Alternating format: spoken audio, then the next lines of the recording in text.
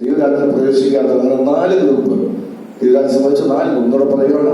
സ്വർഗരാജ്യത്തിൽ ഏറ്റവും വലിയവരുണ്ട്, ദൈവരാജ്യത്തിൽ വലിയവരുണ്ട്, ദൈവരാജ്യത്തിൽ ഏറ്റവും ചെറിയവരുണ്ട്. ഇന്നെല്ലാം വ്യത്യസ്തമായി ദൈവരാജ്യത്തിൽ പ്രവേശിക്കാത്തവരുണ്ട്. ഒക്കെ ആരാണ് ഇതൊക്കെ പഠിക്കുമ്പോൾ അപ്പൊ ഈ ഗൃഹപ്രഭാഷണം പഠിക്കുമ്പോൾ മനസ്സിലാക്കാൻ സാധിക്കാൻ വിവരിച്ചു പറയാൻ ആഗ്രഹിക്കുന്നില്ല.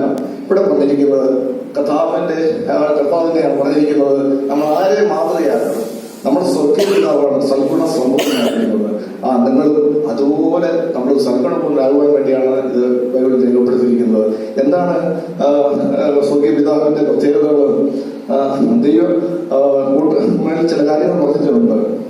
ഞാൻ നിങ്ങൾ പറയുന്നത് കൂട്ടുകാരനെ സ്നേഹിക്കാതെ ശത്രുവിനെ പഴിക്കുക എന്ന് അറിയിച്ചു. നിങ്ങൾ പഴയ നിയമ പ്രമാണം അങ്ങനെയായിരുന്നു. എന്നാൽ കർത്താവ് ഞാനോ നിങ്ങളോട് പറയുന്നത്, നിങ്ങളുടെ ശത്രുക്കളെ സ്നേഹിക്കുകയും ഉപദ്രവിക്കുന്നവർക്ക് പ്രാർത്ഥിക്കുകയും സ്വർഗസ്നായ പിതാവ് പുത്രന്മാരായി തീരേണ്ടതെന്നെ. അവൻ ദൈവത്തിന്റെ പ്രത്യേകത നല്ലവരുടെ മേൽ മാത്രമല്ല, ദുഷ്ടന്മാരുടെ മേലും നല്ലവരുടെ മേലും തന്റെ സൂര്യനെ ഉദിപ്പിക്കുകയും നീതിമാന്മാരുടെ മേലും നീതികെട്ടവരുടെ മേലും നടപിടിക്കുകയും ചെയ്യുന്നുവല്ലോ. നിങ്ങളെ സ്നേഹിക്കുന്നവരെ സ്നേഹിച്ചാൽ നിങ്ങൾക്ക് എന്തും പ്രതിഫലം. ചുരുക്കാരങ്ങനെ ചെയ്യുന്നുവല്ലോ. സഹോദരന്മാരെ മാത്രം വന്ന് നിങ്ങൾ എന്തൊരു ശേഷം ചെയ്യുന്നു, യാതൊരു ചെയ്യുന്നുവല്ലോ.